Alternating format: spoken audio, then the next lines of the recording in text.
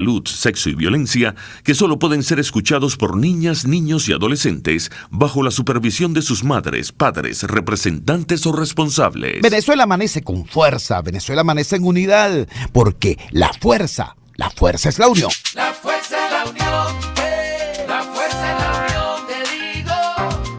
Venga toda Venezuela a organizarse.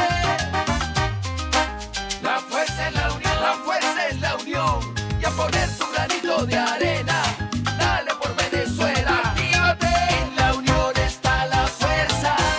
Por eso te digo que la fuerza es la unión. Muy buenos días, Venezuela. Bienvenidos todos a este su espacio. La Fuerza es la Unión, una tribuna abierta de la sociedad democrática venezolana para compartir con todos ustedes, más allá de cualquier distingo puntual, partidista o ideológico, la angustia, la preocupación, la justa indignación por lo que ocurre en nuestro país y también la certeza, la confianza, la esperanza de que trabajando juntos, de que remando unidos en la misma dirección, seremos capaces de construir la Venezuela de trabajo y de respeto, la Venezuela con alimentos y con medicinas, la Venezuela con democracia y con libertad que todos necesitamos y que ciertamente todos merecemos. Nuevamente, hoy son el COVID-19 a nivel internacional y la tragedia de Güiria a nivel nacional los elementos que más concitan la atención de los titulares de los medios electrónicos y de los pocos medios impresos que aún circulan en nuestro país. Sin embargo, hay un tercer tema que se abre paso con fuerza. La fiscal de la Corte Penal Internacional concluye que el régimen de Maduro cometió crímenes de lesa humanidad. Es el titular que nos da el diario La Nación de Argentina. Como el diario La Nación de Argentina, la agencia Infobae, la agencia EFE, la agencia Reuters, una gran cantidad de medios, repito, internacionales, le dan importante espacio a este dictamen preliminar de la fiscal de la Corte Penal Internacional. Nosotros hemos recibido acá información valiosa por parte de voceros calificados que cada vez que nos explican de qué va esto, siempre nos advierten contra el inmediatismo. Nos dicen, ya va, hay que tener cuidado, los tiempos de la diplomacia y los tiempos de la justicia internacional no son los tiempos de la ansiedad de las víctimas, así que bueno, poco a poco. Sin embargo, en esta ocasión, el panorama parece ser distinto porque en este dictamen está implícito un anuncio de que en un tiempo específico se iniciarían acciones sobre el llamado caso Venezuela 1.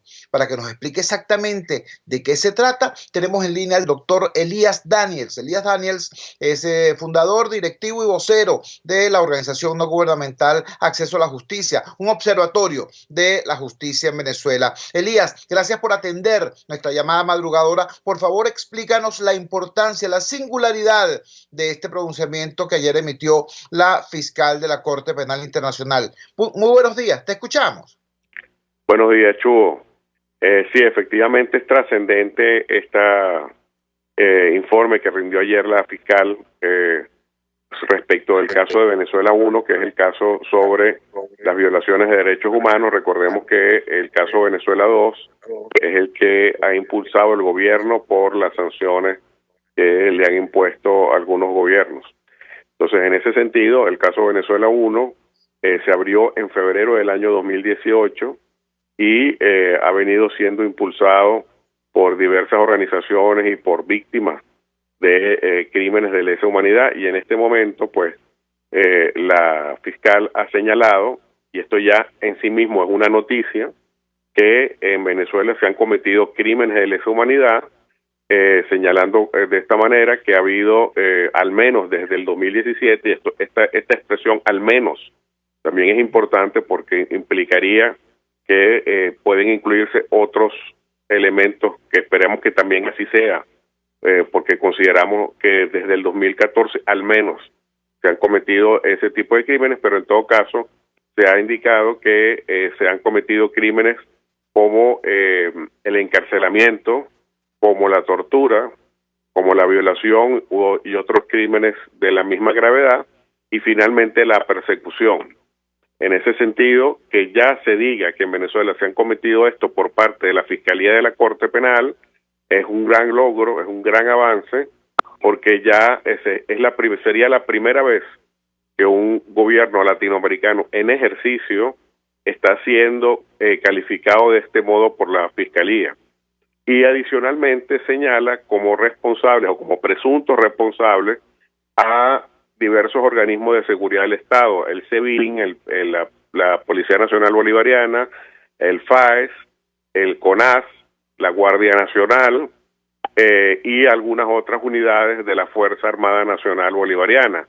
Y adicionalmente incluye a individuos, haciendo alusión directamente a los llamados colectivos, de modo tal que ya se están indicando responsabilidades y además se dice que se quiere analizar a los máximos responsables de esos organismos, es decir, no a los subalternos. Y esto es importante también porque la tesis del gobierno es sacar algunos pocos expedientes que tienen por ahí de algunos funcionarios subalternos y hacerlos pasar como que en Venezuela se estaría entonces, gracias a esos expedientes, haciendo justicia por las violaciones de derechos humanos, cuando en realidad, como la misma Fiscalía ha indicado, lo que le interesa a la Corte Penal Internacional es determinar quiénes son los máximos responsables de esa situación. Y finalmente, la última noticia de este informe es que señala que esperan que este examen preliminar sea terminado en la primera parte del año 2021, cosa que es una noticia que para nosotros era inesperada, porque la fiscal se está yendo, ella termina su periodo el año que viene, en este mes de diciembre se escoge a su sucesor o sucesora, y no se esperaba, pues se esperaba que se pasara el testigo al próximo fiscal y que este continuaría la averiguación, pero al decir que ella piensa cerrar el examen preliminar en el 2021, quiere decir entonces que para ese momento se va a determinar ya en concreto si se va a presentar o no un caso ante la Sala de Cuestiones Preliminares de la Corte, para que ésta determine entonces si se inicia ese juicio y se abre entonces ya ante la Corte la etapa de investigación, que es la primera etapa de un juicio ante la Corte Penal Internacional, con lo cual pues ya tendríamos una situación mucho más acelerada que de la que esperábamos. Y si lo comparamos con el caso de Colombia, donde el examen preliminar ha llevado 14 años, pues esto quiere decir que el examen venezolano ha fluido con muchísimo más rapidez. Estamos conversando con el doctor Ali Daniels. Él es fundador, directivo y vocero de la organización no gubernamental Acceso a la Justicia, que es un observatorio de la Administración de Justicia en nuestro país. Nos da esta información ciertamente relevante. Ali, ¿qué otros casos, qué otros mandatarios a nivel mundial han sido procesados por la Corte Penal Internacional? Sí, bueno, en ejercicio realmente ha habido muy poco, y en este sentido voy a citar los dos más relevantes, que han sido Gaddafi, al cual se le abrió un examen preliminar y al mes fue presentado el caso ante la Corte, pero lamentablemente el juicio, como sabemos, no pudo terminar, por cuanto pues esta persona falleció al poco tiempo. Y luego tenemos el caso de al-Bashir en Sudán, que en estos momentos está siendo negociada su entrega con el gobierno que lo derrocó. De modo que estamos hablando de un grupo muy pequeño de países que han sido señalados en ejercicio por violación de derechos humanos, y en el caso de la escena mundial estamos hablando de que esto incluye a países como Myanmar por el genocidio rohingya y Siria por el genocidio, por el ataque que ha hecho, el crimen de guerra de ataque a su propia población. Sin embargo, estos dos últimos que les he señalado todavía no han entrado a una etapa de examen preliminar tan adelantado como el caso venezolano. El caso venezolano está mucho más desarrollado. Entonces, en ese sentido, que un país latinoamericano sea involucrado en este tipo de crímenes y que la comunidad internacional le esté dando tanta importancia tiene sentido, porque sería la primera vez que la justicia internacional pone su foco en una situación como la venezolana, y esto hay que destacarlo porque en Venezuela las víctimas no son escuchadas, son ignoradas, son amenazadas, son sujetas de coacción o de amenaza, y finalmente cuando ellas ven que en la Corte Penal se está diciendo esto, los acerca un poco a la justicia y nos da a los que tenemos ansia de justicia un poquito de esperanza. Estamos conversando, repito, con el doctor Ali Daniels, para quienes se incorporan recientemente a nuestra señal. Repito, estamos conversando con el doctor Ali Daniels, directivo, fundador y vocero de la organización no gubernamental Acceso a la Justicia. Ali, podríamos entonces entender básicamente 4 cosas. En primer lugar, que el caso Venezuela 1, las denuncias sobre violaciones de derechos humanos en nuestro país prácticamente va por vía rápida, ¿no? Así es. Sería la primera impresión. En segundo lugar, que no son denuncias genéricas, sino que concretamente están focalizadas sobre las fuerzas de seguridad del Estado y aquellos elementos civiles que participan de acciones represivas de forma ilegal, los llamados colectivos. ¿Correcto? De acuerdo.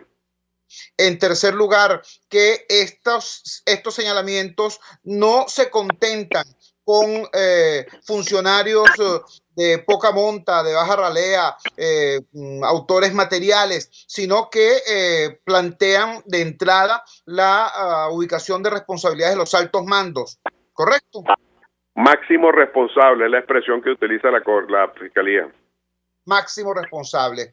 Y en cuarto lugar, y aquí sí quisiera que te explayaras en la explicación, todos vimos cuando el señor fiscal general designado por la Asamblea Nacional Constituyente llegó a la Corte Penal Internacional en búsqueda de una fotografía de relaciones públicas y se encontró con un baño de agua fría. Se encontró con una fiscal que le dijo que estaban estudiando precisamente hacer estos anuncios que hoy son noticia. De todas maneras, fiscal general presentó el llamado caso Venezuela 2. Te pregunto, ¿estos anuncios significan que ese intento de, ensombrecer el desarrollo del caso Venezuela 1 habrían fracasado? Completamente, porque claro, de hecho el informe lo dice, que han recibido voluminosos expedientes, es decir, seguramente presentaron ante la Fiscalía todos esos expedientes de los poquísimos casos, porque además son muy pocos en relación con el número total de funcionarios subalternos que han sido llevados a juicio. Les voy a poner un ejemplo que además se basa en números oficiales. En el informe que el gobierno ha presentado como contrainforme de la misión de determinación de hechos, un informe que tiene un nombre muy farragoso, que es algo así como el informe de la verdad de Venezuela. En ese informe se habla de más de 3.300 casos de ejecuciones extrajudiciales por parte del FAES. Y de esos 3.300 casos que señala ese informe del FAES, solo hay 63 condenas. Eso no llega al 1%. Y además de esos 3.300 casos, solo apenas hay un poco más de 100 y tantas de imputaciones, es decir, no llega al 5%. Entonces, por las propias cifras que da la Fiscalía, hay una gran impunidad ya desde los mandos subalternos. En el caso de los superiores jerárquicos, no hay ni siquiera, ya no hablemos de juicio, es que no hay ninguna investigación, cero.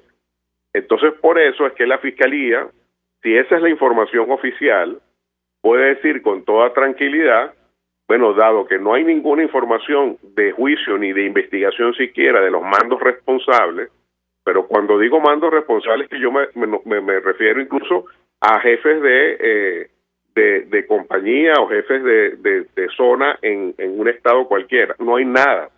Entonces, por eso esta afirmación de que van a terminar antes es importante, porque ya la información que está dando el gobierno lo que está demostrando precisamente es lo contrario de lo que quieren evidenciar.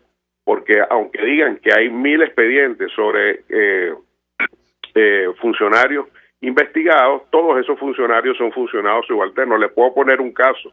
En el informe de la misión de determinación de hechos, por ejemplo, uno de los 48 casos que son profusamente documentados y que la Fiscalía ayer dijo que tomaba nota del mismo, en ese caso, por ejemplo, hay un caso de violación en Maracaibo, en un centro de detención.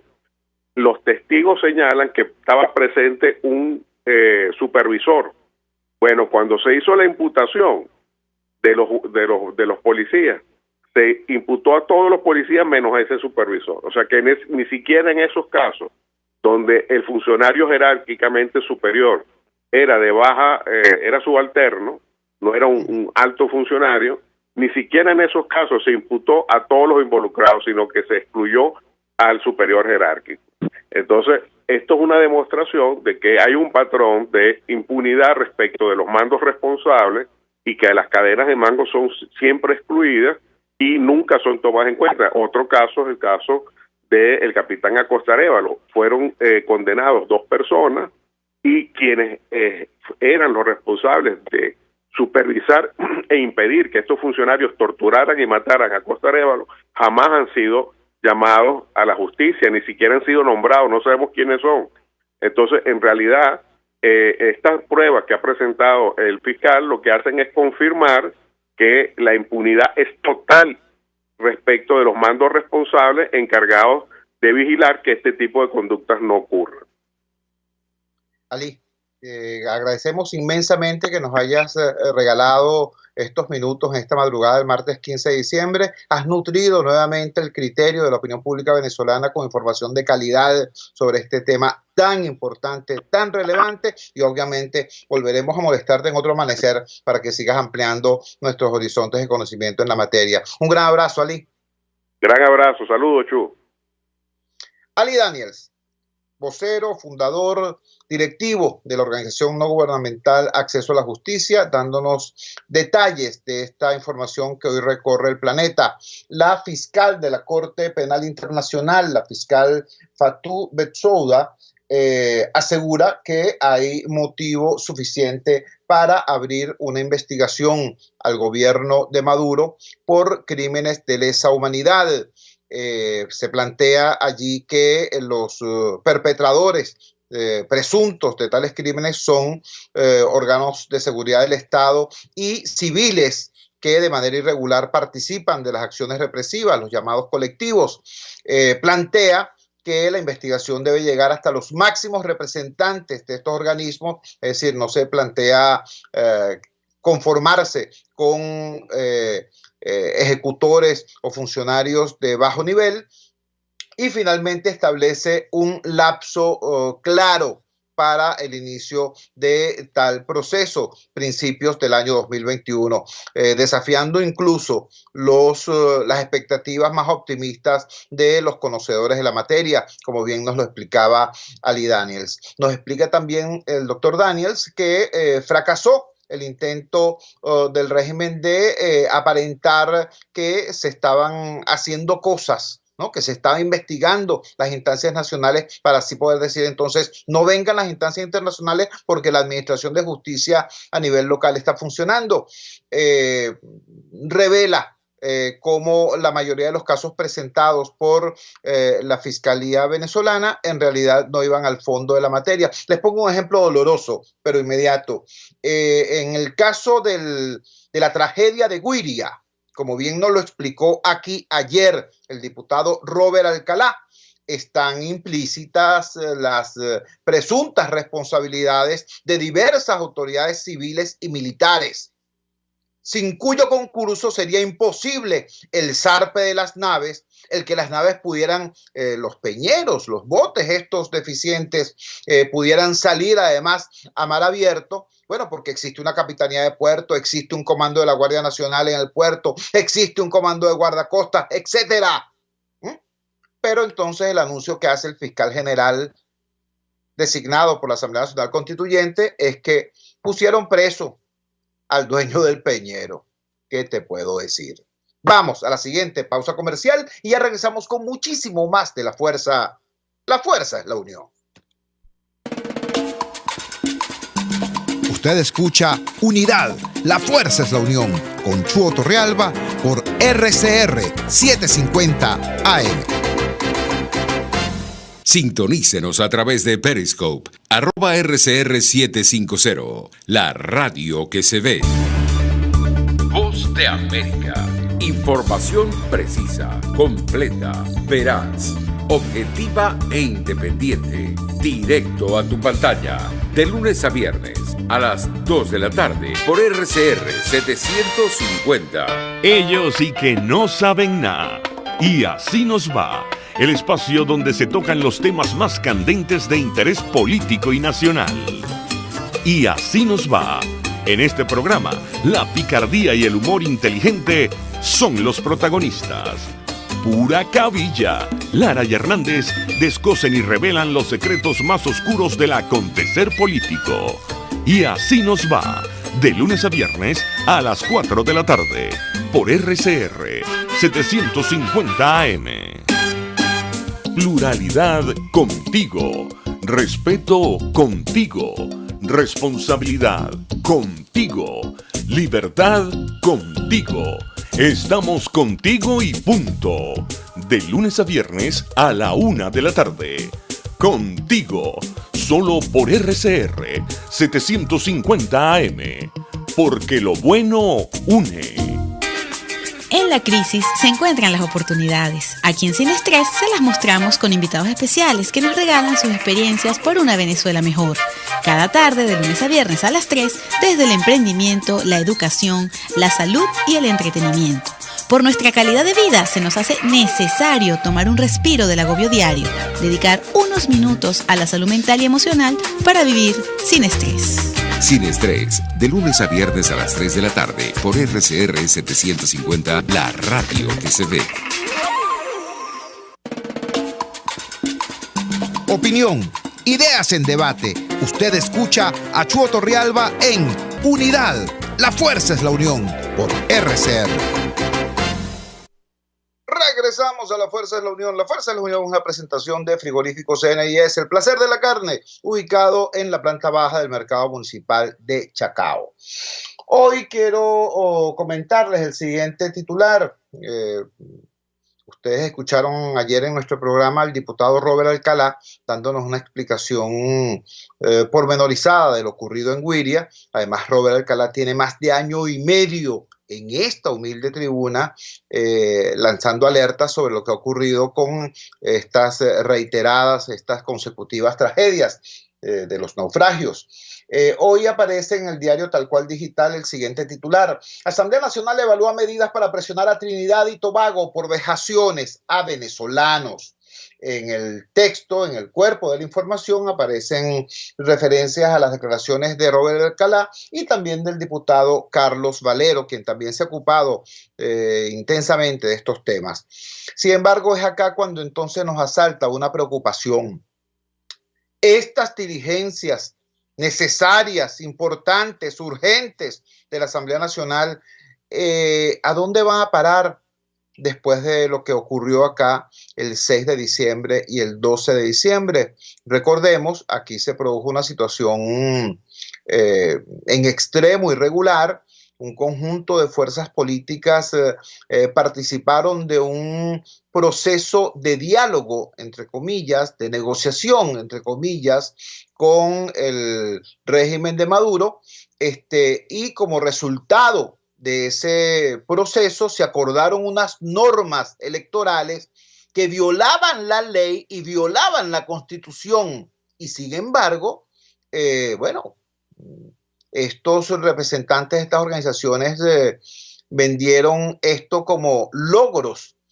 Se produce el resultado electoral y todas estas organizaciones que participaron de ese proceso prácticamente quedaron demolidas por un resultado electoral que, en lugar de generar una Asamblea Nacional más equilibrada, termina generando un órgano monocolor, casi monocolor, enrumbado hacia una dinámica que para nosotros es tremendamente nefasta. La doctora Egle González Lobato fue directora de la Escuela de Derecho de la Universidad Central de Venezuela, fue consultora jurídica del Consejo Nacional Electoral, en la actualidad adelanta diversos empeños académicos y ciudadanos para llamar la atención sobre el deterioro de la calidad democrática del país, y ha advertido que con el pacto entre la llamada mesita y el oficialismo, se destruyó el sistema de partidos. Le pregunto yo, porque la tenemos en línea y le damos la bienvenida, ¿esta destrucción del sistema de partidos da paso a otro ecosistema de partidos o estamos en rumbo a un sistema de partido único como en Cuba, como en Corea? Egle, muchísimas gracias por atender nuestra llamada madrugadora y por regalarnos tu criterio. Te escuchamos. Muy buenos días. Buenos días, Chubo, a ti y a quienes se conectan, que son muchos. Ciertamente la declaración que daba ayer es un poco haciendo una crítica fuerte a lo que fue realmente el pacto, ya viéndolo un poco en retrospectiva de lo que ocurrió conjuntamente con los resultados, porque esos resultados fueron cuidadosamente preparados. Uno analiza los diferentes escenarios que pudieron darse, que ya con anterioridad se habían advertido, y lo que siempre se pudo prever era que iba a tener esos partidos de la llamada mesa de diálogo que se conoce como la mesita. Esos partidos iban a tener una presencia, escasa presencia, muy escasa, al punto que no iba a permitir un reconocimiento de la oposición como fuerza o como ejercicio del poder efectivo, ¿no? Lo que sucedió, es tremendamente errático, muy malo para el país, porque, se acabó o se contribuyó a acabar con partidos como Acción Democrática, Primero Justicia, Voluntad Popular, Tupamaro, el mismo PPT, es decir, se le permitió, se le habilitó al gobierno de Nicolás Maduro para lo que he llamado la tercera ola de judicialización de partidos. Quiere decir que desde el Tribunal Supremo se le arrebata la junta directiva, se coloca a otros en la junta directiva, y por lo que veía ayer de las respuestas en Twitter, pues lo que entiendo de sus asesores es que ellos piensan que es que aquí no había partidos, sino patotas. Es decir, que aquí no hay partidos, efectivamente, y que ¿qué partidos hay? Pues déjeme decirle que eso está absolutamente equivocado. Pero sí, ¿por qué Acción Democrática, que es el partido con mayor presencia, lo que llaman en la Venezuela profunda, que está metido en el ADN del venezolano, ¿por qué no obtiene todos los votos que pudo haber obtenido? Porque a pesar de la oferta engañosa, donde no hubo información, sobre todo en el interior del país, que ese logo, esa simbología no pertenecía a los líderes naturales. No me voy a meter en problemas de los partidos, yo no milito en ningún partido, pero soy una estudiosa. Entonces, que me expliquen por qué fue que no obtuvo todos los votos que pudo obtener. ¿Por qué no es una fuerza hoy importante dentro de esa asamblea y 11 diputados se diluyen en los 277? Entonces, sumamente delicado. No solamente se cambió y habilitó al gobierno para cambiar y para originar, porque bastaba ver la propaganda, por cierto, muy mala en la campaña, pero la propaganda que era va hacia un nuevo ecosistema, hacia un nuevo mapa político. ¿Dónde está el mapa político ahorita? ¿Dónde? Tenemos prácticamente todo el oficialismo agarra 255 diputados. Aumentaron el número de diputados sin ningún criterio técnico y contrario a la Constitución, como fue el artículo 86, la Constitución del 99, que decía que un 1.1% era lo que correspondía a cada diputado por población. Entonces, ¿cuál es el resultado ahorita? Pues muy grave. muy grave, porque se quiso hacer tierra arrasada, se quiso sustituir a la oposición y efectivamente eso no ocurrió. ¿Y no ocurrió por qué? Porque los venezolanos decidieron que eso no era así.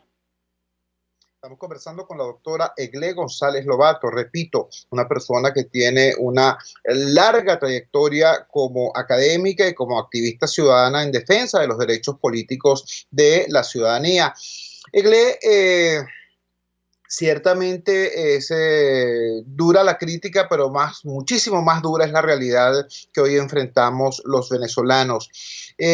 ¿Cuáles estiman tú son las probabilidades de que se produzca una recomposición del sistema de partidos en nuestro país, al margen de estos intentos oficiales de crear artificialmente otro ecosistema? Porque si bien es cierto que los atropellos oficiales son claros en esa intención de crear una suerte de régimen de partido único, también es verdad que ha habido un distanciamiento entre las directivas de los partidos y ya no la población en general, sino sus propias bases. Entonces, te pregunto, tú como estudiosa del tema, ¿en qué claves crees tú que estarían las posibilidades de una recuperación de la institución partidista, del partido político como instrumento para la organización, la movilización y la construcción del cambio político en nuestro país?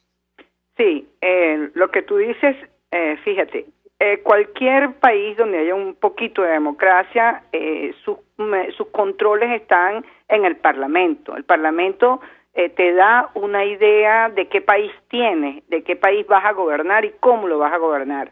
¿Por qué? Porque la sociedad se ve representada en ese Parlamento.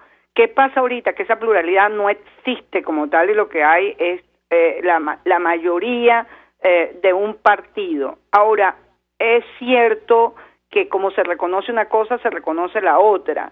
Esto va a originar, primero origina que se aceleró, se nota la fractura que había entre la dirigencia de los partidos políticos y sus propias bases, porque los partidos ciertamente estaban siendo, las directrices estaban siendo dictadas sobre todo los partidos estos que fueron judicializados. Realmente la directiva hacia la militancia se estaba dando prácticamente agrupar, incluso desde los partidos agrupados en el G4 que están en el Parlamento. Eso, por supuesto, implica en esta etapa nueva que comienza, en una democratización de los partidos y entender que los partidos tienen que ir a los procesos electorales. Es decir, lo que yo no estoy de acuerdo es que usted justifique jamás una judicialización de los partidos. Es un problema de los partidos y son las militancias las que tienen que definir, en todo caso, sus dirigentes, su junta directiva. Ahora, ciertamente hay una decisión entre esas decisiones que se están tomando desde digamos, las altas esferas, que además estaban aquí, sobre todo, muy centralizados, y tienen entonces que, si vamos y si hacemos presión para que vuelva a haber alguna elección en este país, y esa es una de las condiciones necesarias, que es el reconocimiento de los diferentes partidos y la legitimación del otro, de los contrarios, y que pudiera entonces volver a capitalizar esa fuerza social que no tiene un referente político en este momento. Porque eso es lo que ha ocurrido. Es decir, el 70% está en contra de los partidos. Bueno, porque están en contra, porque efectivamente no terminan incluso luchando por la verdadera cotidianidad. A mí me puede importar mucho, sí, que si el acuerdo, pero a mí lo que me interesa es que haya comida para mi chamo en la casa, que yo tenga como ir a un trabajo. Es decir, la cotidianidad del venezolano fue lo que se perdió. Y los partidos políticos son necesarios en la defensa de la democracia, pero si ellos no se comportan democráticamente, entonces, bueno, se vuelven mucho más débiles, porque prácticamente además terminan dejando a la base social, a su militancia prácticamente abandonado. Lo que hay entonces que reconstruir esas bases. Es decir, tanto le toca a la sociedad civil que no forma parte de los partidos como a los que forman parte de los partidos políticos. Así es. Eglé, te agradecemos inmensamente que nos hayas regalado estos minutos y que nos hayas nutrido con tu criterio, con tus aportes para la conformación de una opinión pública más informada sobre un tema tan delicado y tan importante para el presente y el futuro del país. Un gran abrazo y buenos días. Abrazos para ti y saludos a todos los que se conectaron contigo. Gracias, Chugo. Gracias a ti. La doctora Eglé González Lobato. Ella, repito, fue directora de la Escuela de Derecho de la Facultad de Ciencias Políticas y Jurídicas de la Universidad Central de Venezuela, fue consultora jurídica del Consejo Nacional Electoral, es una activista ciudadana, una académica preocupada por este tema, que por un lado señala, ¿no?, el grave error que a su juicio se cometió cuando un grupo de partidos de oposición concertan con el gobierno unas normas electorales que sirvieron para que el gobierno hiciera caída y mesa limpia, para que el gobierno monopolizara el resultado en las elecciones del Poder Legislativo, hasta el punto de que, bueno, buena parte de los máximos dirigentes de los partidos que participaron de ese acuerdo ni siquiera quedaron como diputados, y algunos al final, al parecer, quedaron en medio de una situación que ha generado aún más suspicacia y aún más condenas. Pero nos señala también Eglé González Lobato la necesidad de que los partidos entonces retomen su rol como conductores de la opinión pública, como organizadores, como movilizadores de la ciudadanía por sus luchas concretas y por el cambio democrático, empezando por recontactar sus direcciones con sus propias bases, cosa que, de acuerdo al criterio de Eglé González Lobato, no venía ocurriendo. Vamos a la siguiente pausa comercial y ya regresamos con muchísimo más de La Fuerza. La fuerza es la unión.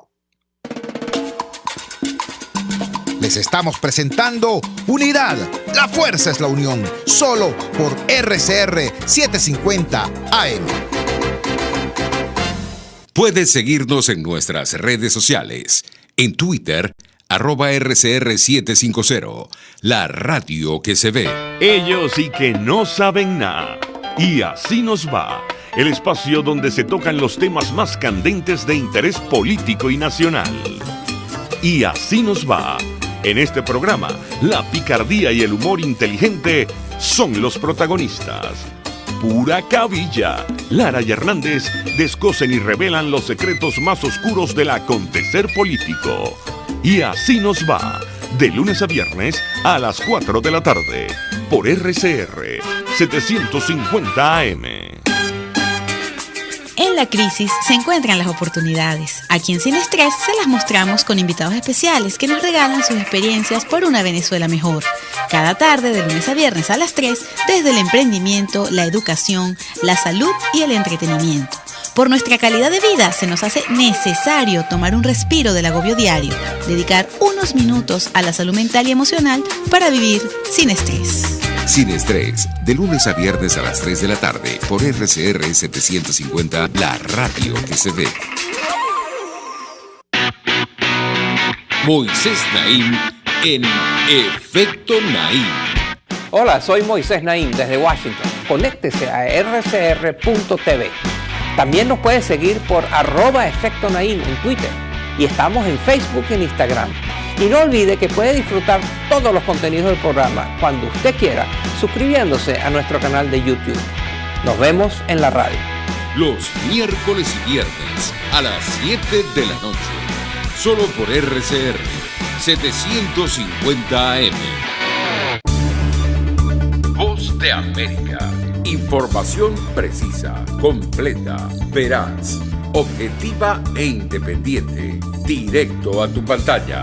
De lunes a viernes a las 2 de la tarde por RCR 750. RCR 750 AM. Porque lo bueno une.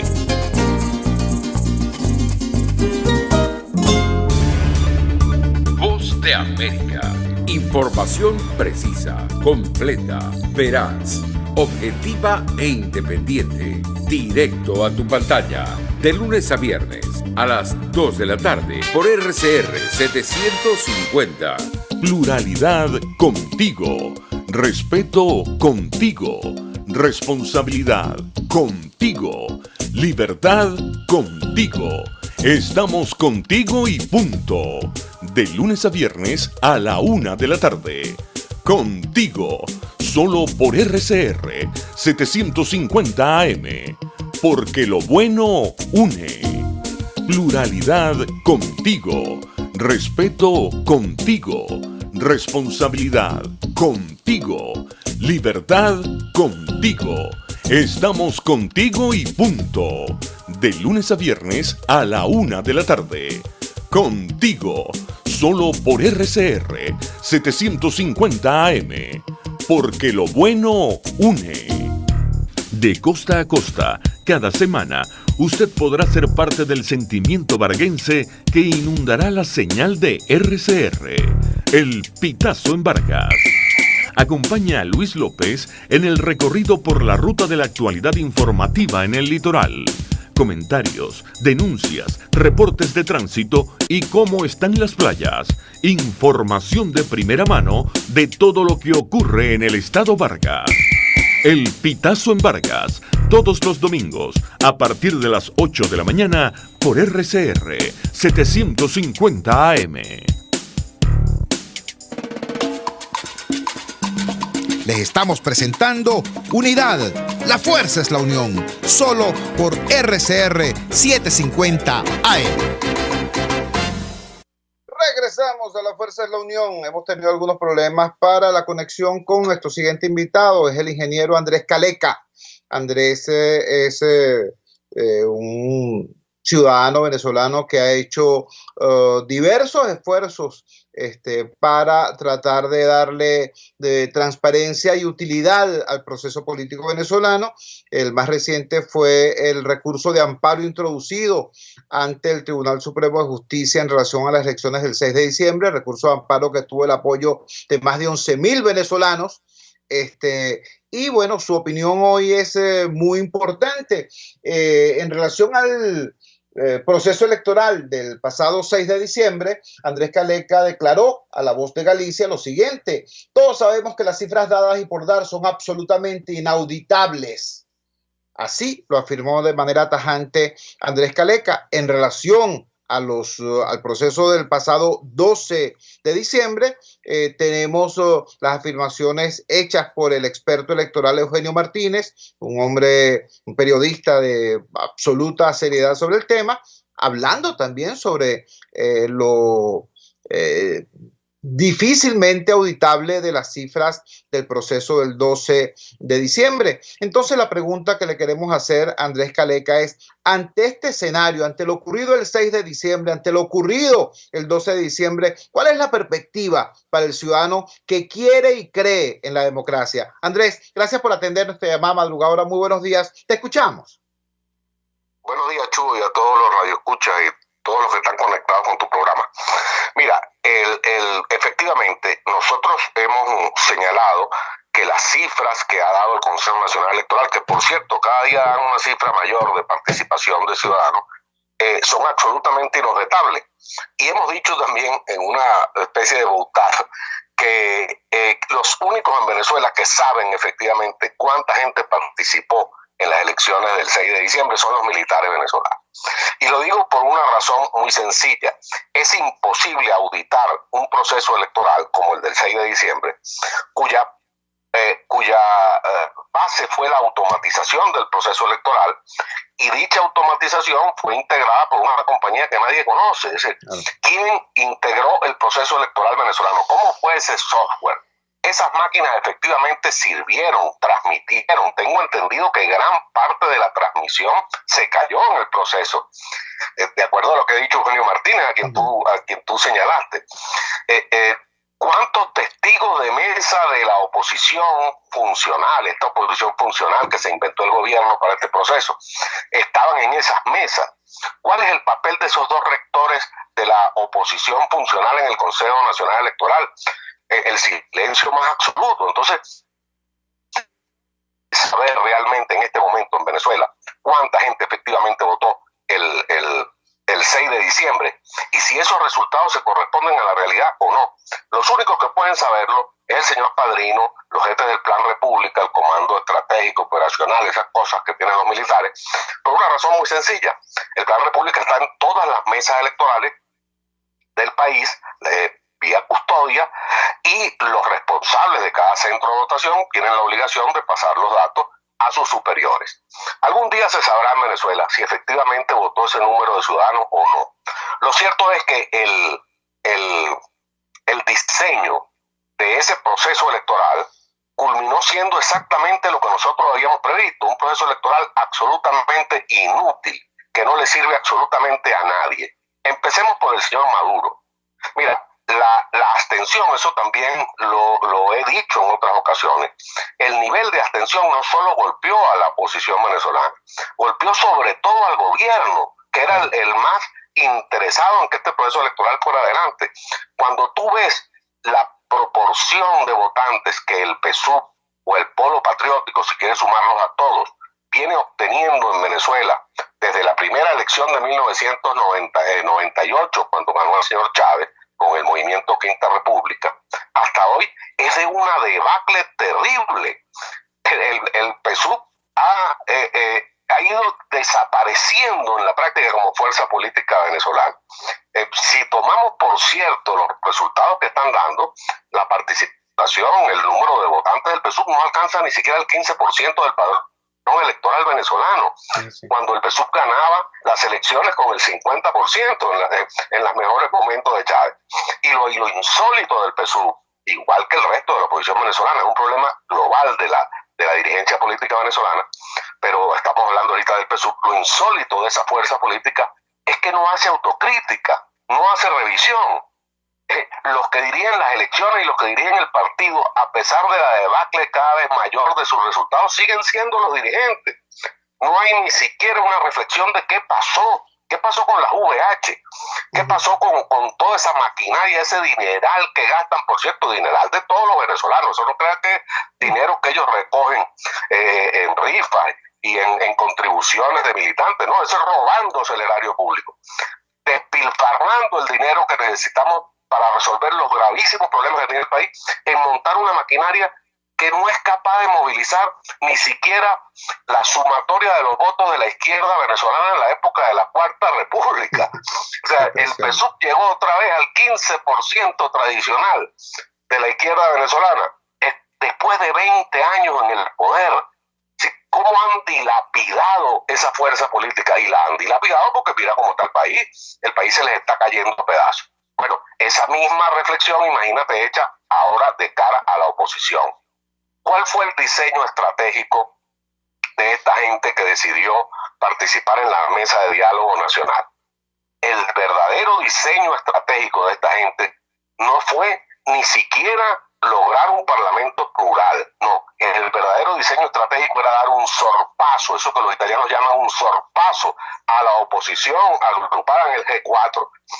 Vieron que el G4 iba a cometer lo que a mi juicio fue de nuevo un error, no participar en las elecciones, y dijeron, esta es la oportunidad que tenemos para nosotros crear una nueva oposición y empezar a dirigir nosotros a partir del 5 de enero un nuevo país, una nueva estructura, un nuevo ecosistema político venezolano. Fracasaron, nadie les compró eso, porque no son otra cosa que una oposición funcional. Aceptaron, además, el PSUV les dio vuelta, 17 vueltas, se lo dijimos 80 veces, señores, lo que ustedes aprobaron allí en esa mesa de diálogo nacional, por cierto, dicho por el propio Rafael Simón Jiménez, su primer representante en el Consejo Nacional Electoral. No, estos 100 diputados adicionales, esta lista de 48 diputados de circunscripción nacional, todas esas violaciones de la Constitución, eso no le corresponde al CNE, eso vino de acuerdo en la mesa de diálogo nacional. Los engañaron, porque el problema de la participación de las minorías y el problema de la distribución proporcional de respeto a las minorías del país tiene que ver con el sistema de adjudicación y de escrutinio de los votos, y no se ocuparon de eso.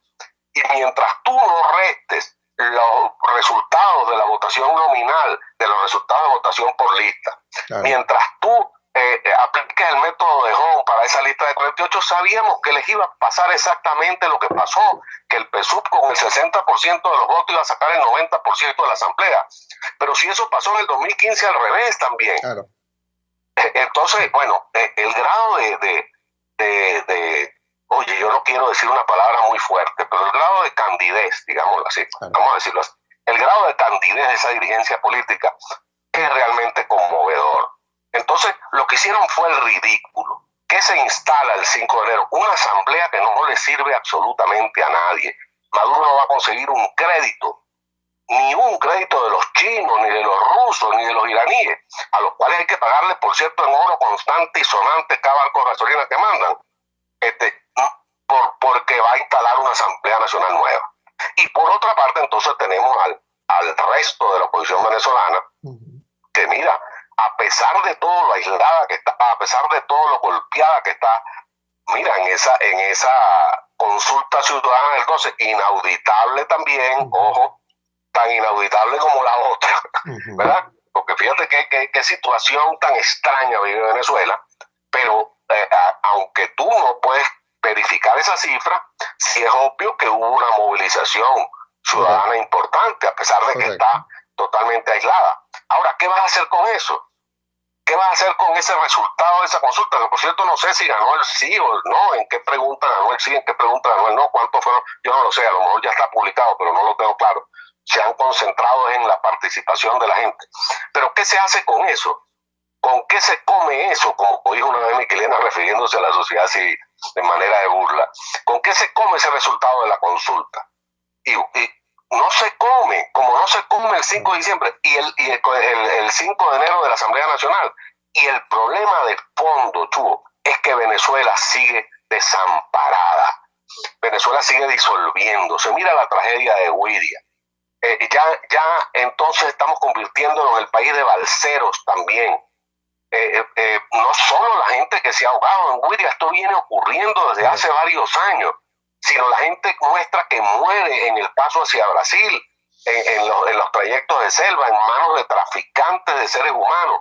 Lo que pasa con los venezolanos que mueren en los páramos helados hacia el occidente del continente. Es decir, es una tragedia humanitaria de proporciones incalculables. El ACNUR, que es la agencia del Alto Comisionado de las Naciones Unidas para los Refugiados, calcula que la inmigración venezolana ya superó los 4 millones de personas. Eso es mayor que la migración de Siria, señor.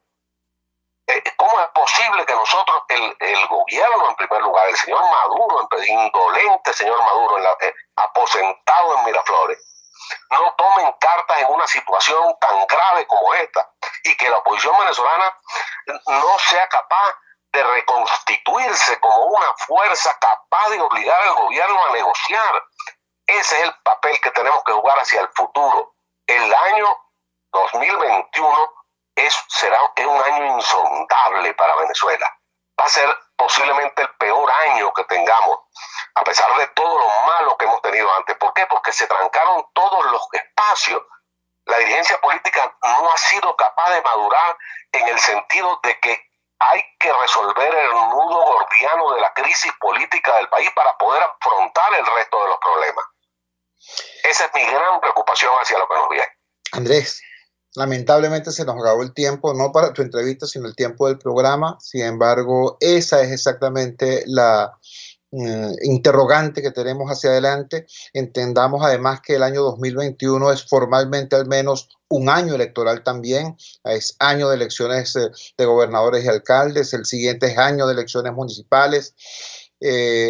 Esos comicios podrían ser una oportunidad para reconfigurar al campo democrático o podrían ser nuevos momentos para que se siga desfigurando más bien la oposición.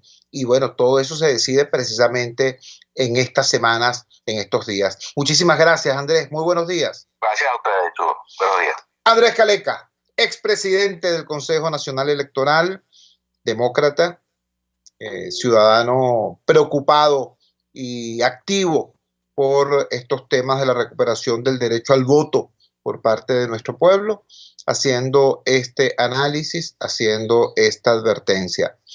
El año 2021 puede ser insondable, dice él. Después de venir de un 2020 difícilmente empeorable, se imaginarán ustedes lo complejo, lo delicado de esa afirmación. Ahora, si alguien puede cambiar esto, somos nosotros. Si alguien puede cambiar esta realidad, somos nosotros. Venezuela no vive una maldición bíblica, no vive una tragedia cósmica, vive una situación histórica, política, económica, generada por la acción y la inacción de nosotros mismos. Así que está en nuestras manos modificar también estos parámetros. Trabajamos para ustedes, la dirección general de la emisora, Jaime Nestales, al frente de los controles estuvo César Arteaga, habló para ustedes su amigo, comunicador popular, activista social, ciudadano en lucha por la democracia y por la libertad, Jesús Chúo Torrealba. Ahora más que nunca, fuerza, Venezuela, porque la fuerza es la unión. La fuerza de la unión fue una presentación de Frigorífico CNIS, el placer de la carne, ubicado en la planta baja del mercado municipal de Chacao. Muy buenos días, hasta mañana. RCR presentó Unidad, la fuerza es la unión, con Chúo Torrealba, solo por RCR 750 AM.